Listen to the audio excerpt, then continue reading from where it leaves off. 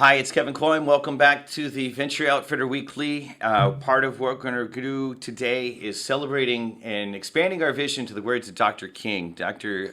Martin Luther King Jr. I'm real excited to be here today and want to make sure that we get to have a lively conversation about how this vision that Dr. King shared with the world impacts us all. Just getting some of the background out of the way real quick though. Welcome to the Venture Outfitter. I'm going to tell you a little bit about the Tech Ranch Venture Outfitter today in part of our mission to make sure that more entrepreneurs are taking advantage of this, and especially at the free level of what we're up to. One of the organizations that makes it possible for Tech Ranch to work with entrepreneurs around the world is DuoWorks. In fact, I just ran into Linda Blackman, the founder of DuoWorks, in the halls. She was in Venture Force 17, one of our programs, I don't know how many years ago, probably a decade ago.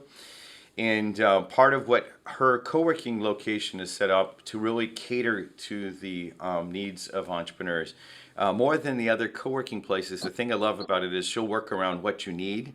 In fact, some of you that are international who needed a point of presence for your offices in Austin are actually officing here.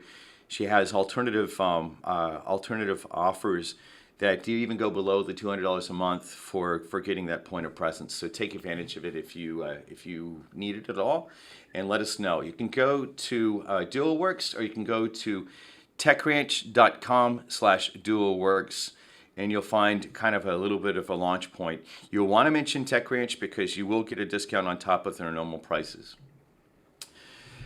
I got a question real quick today about someone who wasn't going to join. Said, hey, I'm not going to join today because I don't have the budget right now to pay. By the way, the Venture Outfitter community is available for free for you. Participating in these programs, participating online, that's free. Just take advantage of it. The main thing I want to say is take advantage of the community. Now, at the right time, if you're about to fundraise, or if you're looking for a specific set of vendors, or if you're looking for, we have other things that I want to make sure that we'll tell you about in the future, about classes and stuff like that. But the call to action today is, if you're not on the website, if you're not in our what we call our Mighty Network, if you're not in our Slack channels, take advantage of it, because we're here to help you build your business. And I think the way I've been messaging this, and one of the people who was watching online didn't realize that that there's this free level that I just want, I and the Tech Ranch team want you to take advantage of, so that you can build out your company and do it at a free level if that's what you need right now. So, and we'll tell you more about these other offers at some point in the future, but join for free if you're not already on it. Next week, we're going to be talking about transforming old industries using new technology. In fact, specifically, one of our entrepreneurs that's here in Austin that I originally met as part of the Texas-Hungary Venture Bridge. 2 months ago, I was in Budapest, and one of the teams is already taking full advantage of all the Tech Ranch bridging activities, and we're in the process of bringing them onto into a set of opportunities that are in northern Mexico as well as in Texas. We're going to hear from Peter, the lead entrepreneur or the lead founder behind this company, this next week, about how he's using new technology to transform these old industries. And what's really interesting is they're already in the process of transforming. There's a lot of, as an example, Mexican manufacturers that have really old equipment, but they need to actually move at a higher speed than before. Make sure that you join us if you're interested in that. We'll be talking about that type of technology, about how digital technology is revolutionizing that space, and we'll have a few other stories to tell you about that as well, and that'll be next week. But for today, the thing that I want to talk to you about is expanding our vision to the words of Dr. King. If you've seen the program I did about mentors, there are 4 different types of mentors that I speak about. The first type is just your running buddies, the people you learn from. We're going to hear from one of my running buddies a little bit later in today's program. The second type is mentors that actually have a very specific niche area. Like, as an example, I'm not, I know a lot about technology, but I don't know a lot about finance. And that's another type of mentor, very, very narrowly focused area that we focus on. The third type of mentors is like the general mentor, perhaps the older person that has this, a lot of scar tissue to donate to you. I met with one of my mentors, 2 weeks ago, and I've known him for 15 years, and he's built some of the biggest systems that the internet has seen, and he's kind of this general mentor, all sorts of talks to me about my life and everything else and like that. But the fourth type of mentor, and the one that we're going to talk about today in the context of Dr. King, is inspirational mentors. And I think it is essential to an entrepreneur that's driven by vision and values, like all of y'all are, to have and really be cultivating an understanding of an inspirational mentor. Now, ones that I've told you about for me, Dr. King, Steve Jobs, and there's a handful of others. There's certain individuals in certain research areas that I pay a lot of attention to as well. But a lot of times these mentors have already passed, but there's something that we really can learn from him or her. And I want to talk about that, specifically about how Dr. King's words have affected my life, especially given that on Monday was MLK Day. And because of the Omicron variant of COVID, we didn't get to be a part of a march that was this week. We'll talk about that. But so I put together a list of 20 different quotes that I thought were inspirational. But I'm going to share 6 of them with you. And if anyone wants the larger list, let's see. I just got a note, by the way. Anytime there's a problem with my screen, please just go ahead and tell me it's okay. So Jello just told me that my screen's no longer there. Sometimes you might have to do a shout out because I don't see the chat that well. Can you see my screen again? Okay, now. Okay, got it. Yeah, sorry about that. Okay, so catching back up to where I was, I put together these different quotes for Dr. King, and I want to make sure I share with you these quotes. First one is, do your vision.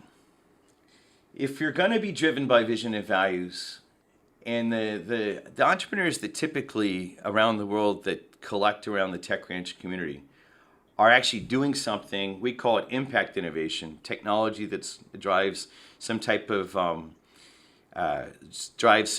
human outcome, human impact. First thing is to do your vision.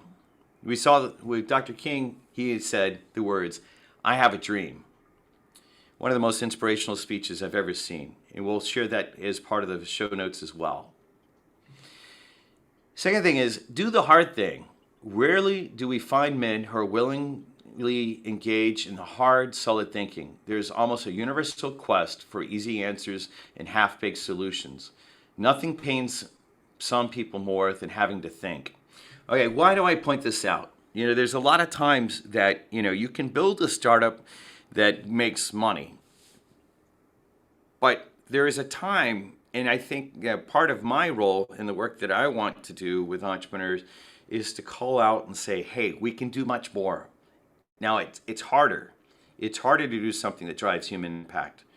But the challenge that we hear in the words from Dr. King is, it's time to actually do that extra step, go that extra mile to really do the hard thing about what might be possible with the efforts that you're actually doing.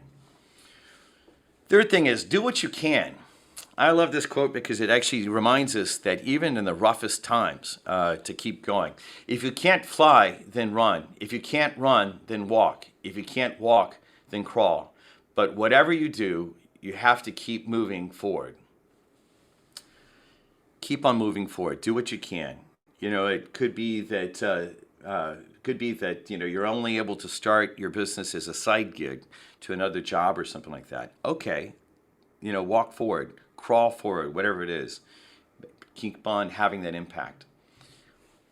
Next one, do it for others. Dr. King's quote is, life's most persistent, urgent question is, what are you doing for others?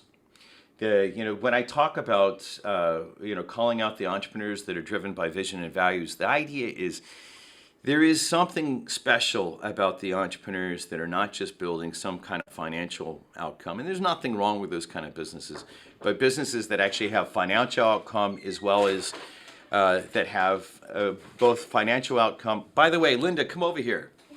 The person I was talking about really quick, she just brought me chicken soup. I'm going to put her on the, Oh my gosh. just stand right here. This is Linda Blackman, the person I just talked about. She just Hi, dropped off. Linda. I'm going to interrupt our program just to give her credit for the work that she does and the work that she supports all the entrepreneurs here at Dual Works and everything else. So thank you for being on. That's because I was Venture Forth Cohort 17. Yeah. And I learned a lot from this man. So anyway, you guys enjoy. Try and take care of this guy. So Thank you for taking care of us. Thank you. Yeah, I know she saw me in the hall earlier today, and everyone's been a little bit worried that I had Omicron or I had COVID. I think Omicron, and she's like, "I'm going to get you some chicken soup." So she just delivered the chicken soup. So I'm glad that we actually snuck her in and all that stuff. So sorry for that. Life's most persistent, urgent question is, what are you doing for others? And the thing that I want to challenge for the community, we just saw an example of driving startups is a pain in the butt, especially a startup where you're trying to do something that's shifting a system. There's reasons that the healthcare system, which I know several of y'all are working on, is set up the way it is.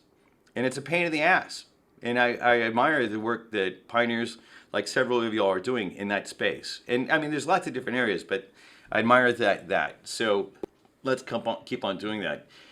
Do it through the struggle. Change does not roll in on the wheels of inevitability, but comes through constant struggle. I think that this is something that we see as entrepreneurs on a daily basis, right? It's like the day-to-day struggle and realizing, not waiting for just the quick fix. And then, as I was kind of talking about, as Linda stepped in, do it together. We must learn to live together as brothers or perish together as fools. The thing about it is, part of what I want to say about this, you've heard me talk before, that, in the United States, for whatever reason, a lot of entrepreneurs celebrate competition. They're like, oh, competition's what's making us strong. It's actually not true. Collaboration is what built this country. It's what built all the communities around the world. Collaboration is the number one thing. And when we actually get infected by this idea, one of the reasons I hated Silicon Valley and I moved back to Austin as an entrepreneur, even though I had access to the highest levels of opportunity there early in my career, is I came back because I wanted to be around a group of people, and Austin has this culture where people actually really care about each other. And this idea that competition first, like, I actually had this experience in Silicon Valley. There was like, you'll see a water technology entrepreneur and a social media technology entrepreneur, absolutely not competitors, but competing with each other. Now, I think that the quote from Dr. King actually points to something even deeper than this. But we can see this in our day-to-day, that if we're focused really only on just competing against and measuring ourselves by other people versus working with each other, we fall short of what's possible. And then finally, keep doing it. We must accept finite disappointment, but never lose infinite hope. It's like keep on. There's going to be disappointments. Everyone that I see in the local screen right here, like in Zoom, I know we've all shared some, terrible thing that's happened that we've had to get through. So just as a reminder, let's, there will be finite disappointment, and let's keep on going and have infinite hope. And final words is, I don't know who your inspirational mentors are, but I know that myself, it's been important to have, especially on this work, right? Building my first set of companies and all that sort of stuff, it didn't really matter. But building something that is really different, that actually has, there's a real struggle for the stuff that I go through on trying to figure out how do we build this community that's changing the world for the better. How do we actually do that? I don't know all the answers, but I do know that it's possible to look to an inspirational mentor, and I appreciate the fact that I had people who have pointed this out to me, and I'm about to introduce you to one of them. So, Minister Leonard R. Pierce Jr., one of my closest friends since college, is with us today. Leonard is a really special person to me because of the impact that he's had in my life. In the picture on the left, you'll see in 2019. Actually, Leonard is involved in since I think 1994. Was involved in the Austin Heritage Council, which is the group of people who brought the MLK March to Austin. And so he's got a long-standing history with that. And almost every year with him and with his family, I've gotten to go to be on that march. This is one of the photos of that march with one of our other friends. The thing that I actually wanted to do is I wanted to ask him to join us today.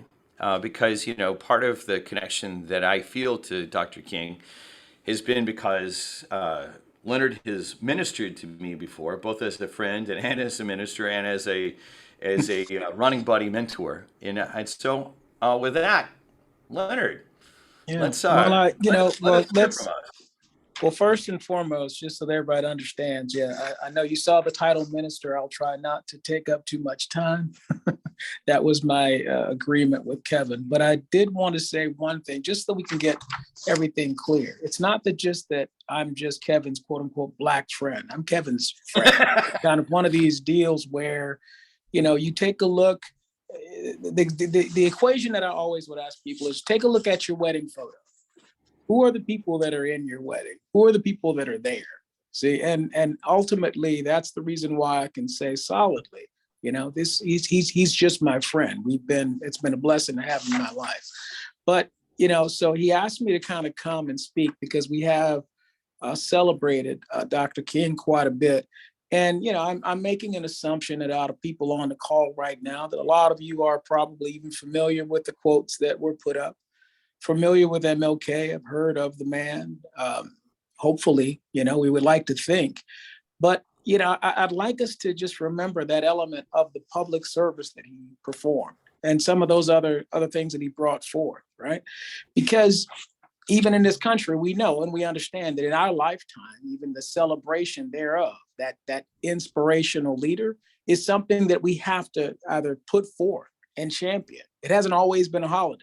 We understand that in this country, it kind of went back and forth on whether or not MLK would even be recognized as a natural holiday. And I, in preparing for today's conversation, I was just thinking back over, a lot of comments. People would make this statement that, MLK is important for the Black community. No, it's important for all of us and not just this country. What he stood for was on all the levels that you're talking about today, educationally, right? Economically, also having skin in the game. From my perspective, and I can just speak for me, that's all I can ever do on any given day, is that I would put MLK in the same group as the other founding fathers of this country. Because, when our country was founded, I think that, you can't take that uneducated view that when America was first put together, that the people that organized our Constitution didn't know any better. Slavery was just, it's just part of the norm. No. Originally, the understanding that stain that our country has been there since the very beginning. Jefferson himself. We understand that. I guess what I'm saying is that we have to invest in making sure you educate yourself fully on what I would hope is the man and his life and what he stood for, and above and beyond just the quotes. The quotes are great. The inspirations are great. But I think in going deeper than that, my hope, like if you were to ask me, Leonard, what would you like to have happen today? That everyone on the call would sit and say, hey, let me learn a little bit more about this man. Educate yourself. Right? Because that is exactly what Dr. King represented. And even, I kind of went back in history a little bit. If you go back to when he was at Morehouse, he actually wrote a letter called The Purpose of Education. And in that letter, he lays out, a number of different things. He doesn't just put emulating or that me mentality that I think we just got to chat on. It's not about me. It's not just gaining education so that I can then subjugate someone else. That's not the goal. I just got to highlight on part of that letter. It was written in the what is it? The Maroon Tiger, I think is the name of their paper. It says, one line says, education must enable a man to become more efficient, to achieve with increasing facility the legitimate goals of his life. Education must also train one for quick, resolute, and effective thinking. To think incisively and to think for oneself is very difficult. We are prone to let our mental life become invaded by legions of half-truths, prejudices, and propaganda. So once again, if we're running against from the truth or not really taking a look at the truth, we need to, once again, learning from Dr. King's life. It's not a problem talking about the 1619 Project because it's fact. It's not a problem talking, right, about even critical race theory, as a university theory. But I think that when you kind of get into either half truths or whatever, you're never going to stop anyone, right, from doing that. But we all have an individual responsibility. Educate yourself on the matter and understand that it's not just for one community, it's for all of us. Kevin kind of talked about that inspirational element. I just point out has leaders inspire communities and they push us all forward to higher ground. And as we said early on the call, you guys are all collectively doing that inside of your enterprises. It's not sure you got to put in the hard work, but you also have a moral basis for what you're doing, right? And that's another big thing that if you don't take anything away from Dr. King's experience, you need to be able to see that. Read more about that. It's not just about subjugating anyone. It's about elevating everyone, right? And I think that we just have to make sure that we're teaching ourselves. Right? And relative to the need, or is there a need? I mean, I would only ask you. I mean, if we look around, we understand the world in which we live. And if you are a believer in democracy, I mean, right now, in preparing for this, I'm kind of going through and reading through. I'm sorry, there's a county in Georgia with 7,700 people, and they're going to close 6 out of 7. 6 out of 7 polling places. If we can't come together and identify that, everyone must vote. And I'm not saying how you vote, but that it's important that we run as a democratic society. Well, those are a couple of points. Like I said, I promised I would not get too long or be too long-winded. But like I said, if I would take anything from this is if you have not done so, many of you on the call, maybe you've already gone through a number of Dr. King's writings and speeches, and hopefully even as we talk about the I Have a Dream speech, if somebody asks you, well, which one? That you would understand that same speech was not just given in DC, that you'd be able to go back to Detroit and understand those different elements. But those are some of the points that I had, Kev. Like I said, I wasn't sure, once again, I feel that we go through MLK Day, and in some situations we even go through Black History Month, and we look at this as an idealistic element. It's not idealistic. It's for us to do. It's for us to be that change that we want to see. Those are some of the points that I had, but I didn't know if there were any other comments, questions. I saw a couple of things in the chat. No, we have some comments that are coming in, and what we'll do is we'll actually have a couple different people to just. I want you to feel free to signal to me that you'd like to ask a question by bringing yourself off of mute and doing that. One of the things I'll say real quick with regards to having Leonard as a very long-term friend And like I said earlier, a running buddy, someone that actually is really influenced the way I think is, for me, there was a moment in my career at the end of the 90s that I remember waking up and just thinking after some tragedy happened, I was like, we can no longer be building businesses as entrepreneurs without expressing our own morality through that expression of the business. That's what I hear in what Leonard's saying, right? It's like and it's got to be more than just going to the march, more than just um, you know. But I actually think it gets expressed in the strategies that we employ in our companies about how we can have impact. Let's do this. I know that there are a couple different. There was questions that are happening in the chat that Inez, did you want to ask your question? Go right ahead. Yep. Sure. So Leonard, I heard you say, you mentioned truths and half-truths. Could you share with us, in your perspective, some examples of what you consider some examples of truths and others of half-truth? Well, I would, I think some of the current examples, I mean, obviously Dr. King was speaking more at that time when he wrote this letter. That was Morehouse, and having to honestly take a look at our race in this country and how things have evolved. And to me, a current example that I would say of half-truth is that, we get into this political back and forth debate on even, critical race theory. You get back and forth on a more or less a theory that's been around for decades, but yet now it gets pitched as if this is something that is being inserted into, it's not new. And there is not an element of trying to inoculate or indoctrinate our children this way. And so I think that that's kind of, it ends up being a half truth. It ends up being a half truth that the 1619 Project is about making people feel guilty for their heritage. No, it's laying out what is really taking place. And when all of a sudden I'm watching the news and I can see Mitch McConnell. Excuse me, I'm sorry, I didn't want to. I'm not, but I'm just using an example. I can see politicians make a statement that says that 1619 was an unimportant year for this country.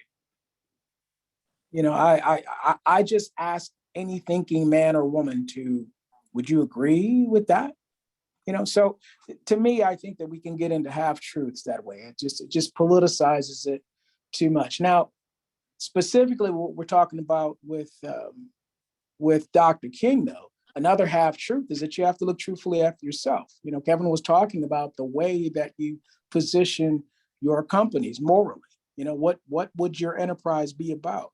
What is the end goal? Do you have that dream that you're pushing towards, right? You don't want to just look at a half truth for yourself. You want to look at yourself honestly, understand what your strengths are, understand what you need to, improve upon. So I guess half truths can be used in a couple of different situations. Right, Sorry. Some of the type of half truths that I see is, as an example, one of the times when I was traveling, since I get to travel a lot, and see a lot of different parts of the world, is what are the stories that are not being told, right? One of the ones that I was really surprised about, because I had never heard about it before, was the devastation of what's called Black Wall Street in Oh man. Yep. I think it was like in like the 1920 or 21 or something like that in Tulsa. There's this very affluent Black community that had been building up, was actually doing extremely well, and people were slaughtered in the streets, And that story, the story is just not being told about that even happened. I mean, that happened in the United States. That didn't happen in the Soviet Union. It didn't happen in, somewhere in Latin America with some despot. It happened in the U.S. And it happens with people that during times of people that are still living, right? We're right at the end of people who saw that firsthand. But the fact that is actually so live that it's just not talked about. I mean, I don't know. That for me is one of the half truths where we're telling a story, but we're not saying really what happened. There are pictures in the Texas History Museum. One of the most disgusting things I've ever seen. I think it was in the 50s, around Waco area. There are black people being hung from a tree. But the most disgusting thing about it is that people stopped for a photo, and you see, like, quite literally, it must be 50 to 100 people, I don't know, I didn't count, that are just standing there that paused for a moment, looking at a camera with a handful of black people hanging from the tree. Waco, Texas. That is only an hour and a half that way, north of Austin. Absolutely disgusting that we don't know that history, right? That we don't know that history, and that we and be at least aware of it, right? That's the problem. What would be an example of truth? I'm Robert, did you want to say something, or Leonard, do you want to go ahead and step on in with that? Okay. that- Well, I that- was. that- Yeah, Hey, go right Robert. ahead, Leonard. Oh, okay. Well, I guess is it Anis? I guess, but that question is rather, what is truth? If I were to put on my ministerial hat, I would be giving you a different. I'd be giving you a different answer of what the truth is. But I think that if we're in the context of what we're talking about, relative to our relations with each other, the brotherhood of men that we all are, the truth of the matter And is women. you have to make. I'm sorry. And women. And thank you, Chris. I'm sorry. Yeah, the brotherhood of men. Yeah, once again, as I could sit and say. So I have to just because Christine and Kevin and I go back quite a ways. And once again, I can, as I'm looking at Chris's face on the camera here, this is someone who I love, and it's not just. We've been blessed to be together, and you have to reach out and connect with people, right? And the truth is that we are all in this together. That is, it's not just a perspective, it is actuality. And until we start acting and changing our behaviors in that way, actually caring about another person. Now I know that sounds, I'm very much a capitalist. I work in finance. I'm not saying that there's anything. There are problems with capitalism. I still believe in the system, but the element of just the bottom dollar being the only thing that drives you. Everyone on this call knows that that's not going to be sufficient. It must be connected with other things. We need to think that same way. We have to care about each other. So the truth is that we are all in this together. The truth is that we must look for that way of elevating all. And another truth that I would say take from Dr. King in the celebration is that we all need to be or want to be inspired. That we can, that there's hope, right? That even though it may be, I hate to just crappy now, there may be issues now, there always have been, but we always have that hope that we're pushing it forward. That's the reason why I put Dr. King in that category of a founding father, because our country, even in the way that it was formed, understood that the setup at that time, that 3/5 of a person, that was a compromise that was done for the Southern colonies, right? To even sign the document. But it's not as if the men who wrote it didn't know that. They knew that it was a contradiction and it was hypocritical. But now you have people like Dr. King who come in, and once again, you're willing to do something about this, but inside of the system, inside of the constitutional and the governmental system. See, there's been a lot of writing and stuff like that goes on. And, another one of those half truths, you could sit and say, hey, I'm justified in burning down a store. No, you're not justified in doing that. Violence is not going to bring it about. But the whole element that the civil rights movement did that says, yeah, I'm willing to go against an unjust law. Lock me up. Fill up the jails with all of the people who are willing to be locked up. So if you're going to torch a building, then you better sit right there and wait for the police to come and issue that arson ticket if you are that you are that committed. See, I guess we just need to make sure that we all have skin in the game. I am an advocate for civil, that element of civil disobedience, but within the law. So that's what I see in Dr. King's law. Kim, you had a question or a statement you'd like to make? Well, I just had a statement.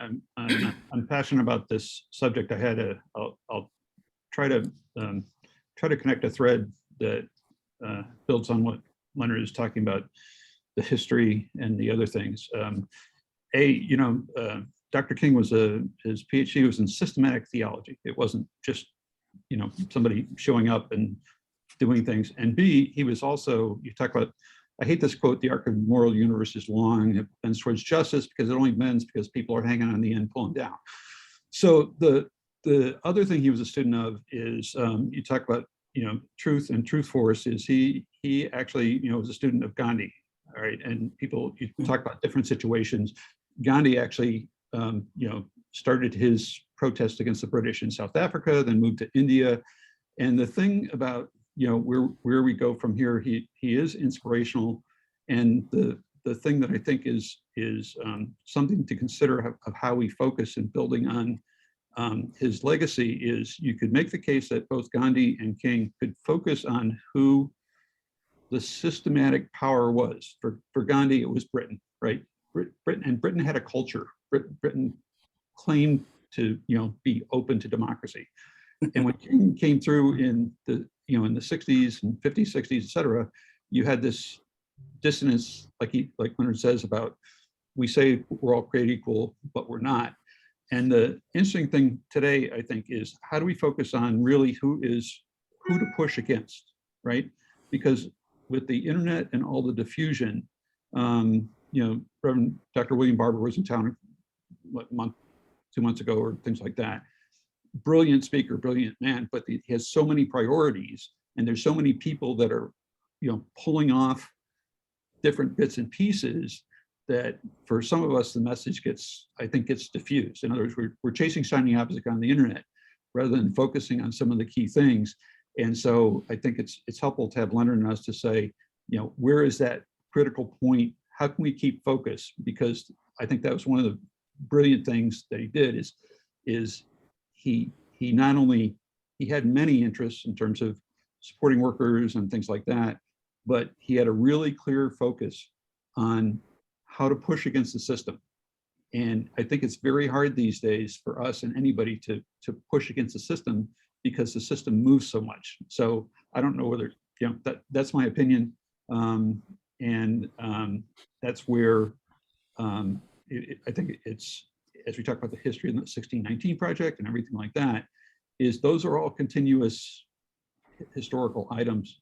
And how do we focus on it and get out of these little, as he said, half-truths about, 1619 meant this or whatever. It's so depressing to see people chase those shiny objects and not be able to continue to press against a central, the central problem, which is the structure that needs to be changed. And I don't have any solutions on how to do that, but that's the continuity between what he did in the U.S. and worldwide.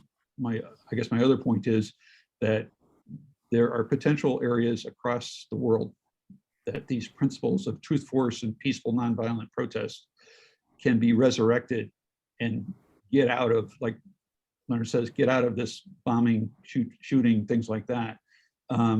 If those truth force peaceful protests can be reignited, I think it can be very positive. I don't know how to do it, but that's one element that I think we need to focus on is how can we protest peacefully, and how can we identify the real point in the system that needs to change.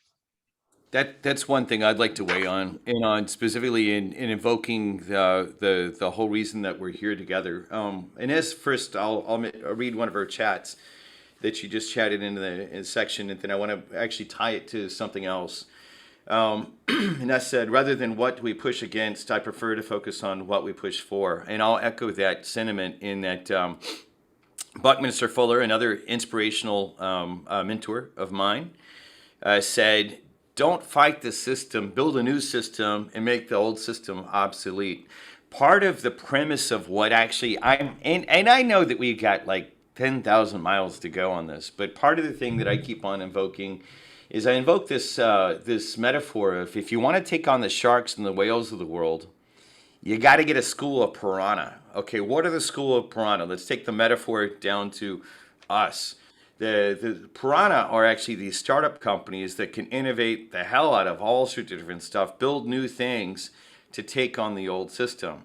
The problem is that one piranha, one startup, or one individual entrepreneur versus one shark, you know, shark wins every day, right? Whale wins every day. Whale just like bumps the piranha and the piranha's gone. But if we organize together as a school of piranha, there's no force that can stop us. And the most important thing too about that is there's a second implied part of the metaphor. The second part of the metaphor is this, that if we want to restructure an industry and we go against one incumbent and like one vertical, we'll fail every time. We don't have enough money for that. But the thing that we can do is we can set up a new value chain for the individual that is affected by not just healthcare, but not just food, not just, you know, water, not just all the different things. Like we might fail if we try to target any one thing. But if we line our startups together and we line our companies together and build new value chains, we can take out the incumbent, and the incumbent won't have a chance against that new structure. I mean, we see this happening in the software world. This is why, Android, which is Linux, is dominant versus, Microsoft Windows. Microsoft Windows used to be. We just need to use the same tactics that have been learned in the open source world and apply them here. All right, that's my 2 cents. Leonard, did you have something? And Chris, you're welcome to weigh in at any point. I didn't want to call you out based on you saying, don't make me talk. But by the way, the other person who's in the photo, I didn't want to put her on the spot, but that's been marching alongside Leonard and I since been going to the march since the 90s, but we're in college together all the way back into the late 80s. Christine Blaha James. Back when you had hair. Yeah. Yeah, that's not a measurement of time. Not quite as gray. And no beard. Yeah. No, I didn't have anything specific. I just, I didn't necessarily want to just get on and go through things. But I hope, like I said, if you take anything away from this, above and beyond the quotes, it's applying it, in your lives, and applying it in the way that you engage with your city, with your politicians, with your family, with your neighbors, right? And it's being able to see, every person as another individual. We're still fighting that struggle. I know.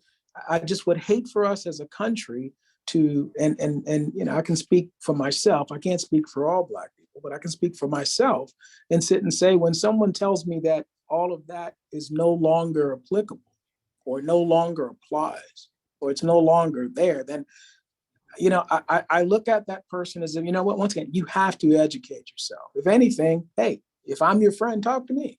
If you don't know me, you really want to understand kind of like how my day goes, what happens, in my world, then reach out and make those relationships with other people.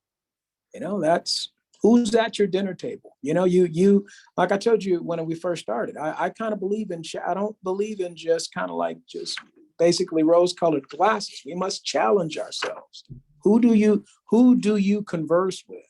And if you own, and you guys know this from an entrepreneurial perspective, that's the whole element of the meeting that you're having. How do we combine on these things? Well, how are you combining with other people, either socially, politically, different mindsets? So without vilifying each other, that to me, I think that element is what's killing our our democracy, to be honest with you. It's just, you just want to vilify and put someone else over in the other corner. But, and also I think someone else asked, I saw in the chat, we were talking about how do we know about true history? Because you've heard the adage, the history is written by the victors, right? And in some degree that's true. But I think that anyone who is committed to that education, you have to go and you got to do the work. That's, Kevin, I think that's one of the slides. Yeah, you have to actually dig and understand what the history is. So think for yourselves, think incisively. Let's do this. So we're coming to the end of the time that we're going to have, but I'm just wondering if there's a couple other comments. Christine, did you have something you wanted to weigh in on a while ago? You kind of looked like you raised your hand. Yeah, hold on. I have to figure out what I just did here. I'm on my phone. I'm on my phone, so it's a little dicey. Understood. One of the things I wanted to say is it's everyday life. Leonard and I and we talk about connecting with people, but it's being in the moment every day. And it's important that when you connect with people, your checkout person, the people that you are in line with, anything can be very important. You don't know how you're going to affect that next person. And to remember to be in the moment and to connect with people in everyday life is just as important as doing the big things. One of the things that I was thinking about yesterday was that my husband got registered to get our 4 tests. We don't need more than 2 for our COVID tests. And I'm thinking, okay, who are the people with kids that have 4 people in their house that are going to need more tests? So if you're an individual that just is one person and you're getting 4 tests, go and see if your neighbors who have kids need some more tests. Something like that. Equity. Thank you. Exactly. It's sometimes I myself and others, we'll work on the big things and we forget the small things about just, how we walk through life, how we interact with the person on the other side of the cash register. Especially right now, we've heard all sorts of stories about that and just helping each other with the simplest of things, just being aware. Paulina said in the chat, the top 5 people in your life whom you socialize with is what develops your character. And in line with that, about what she's saying in the chat is that whole idea about how we have the day-to-day cultivation of that, which I think for the world that's coming is as important as any business lesson that the entrepreneur does. And a lot of times, I'll talk about that there's a lot of things that the business people know, but entrepreneurs actually have to go even farther than that, right? There is something about the deeper understanding about why you're doing what you're doing to develop your character, to go deeper. That's available for everyone, but especially for those of us that are actually taking the risk that we're taking on what we're up to in the world, on building things that matter. That's really critical. I'm just wondering if there's a final question or two, since we're coming to the end of our time together. If anyone wants to weigh in, I definitely have time. And then what I'll do is I'll give Leonard some final words, and then we'll wrap up for the day. Any other questions, concerns, otherwise, things that someone wants to share?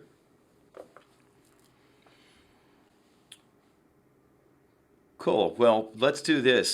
So typically, this would be when I'd actually put David POTUS on the spot, but don't worry, today I won't do it. I'm going to just, Leonard, why don't you go ahead and, if you have some closing thoughts, let me give you the position to wrap up on our discussion, and then I'll close it out with a few other slides and we'll be done. Okay, well, I mean, just in general, the only last little bullet I had is that, that there is a current need for advocacy, right, in basically our democratic process. And I understand that when I mean by democratic process just to bring about that level of change. But someone has to advocate for it. I mean, if you were to ask me, you know, once again, I don't know if anyone else on the call has either participated in a celebration of MLK's life or has participated in a march. If you haven't, once again, that's an opportunity for you. It's skin in the game, right? I mean, we're familiar with that, understanding that we have that skin in the game. And like I said, just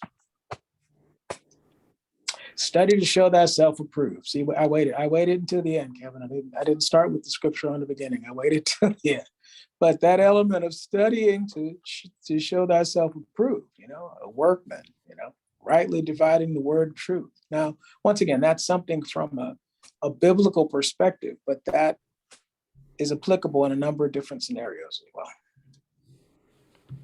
That's perfect. And you know, I think that you know, Leonard, there's no separating us from our backgrounds, our faith, whatever the faith might be. So that's always appropriate here because you know, that's sometimes the only things that keep us going as entrepreneurs. So with that, what we'll do is let me bring back the slides. One of the slides that was shared, or one of the things that was shared, is there was a question in the chat about some of the quotes. I will share, or actually, I'll get Jello to share in the show notes for today on YouTube the quotes that I put together.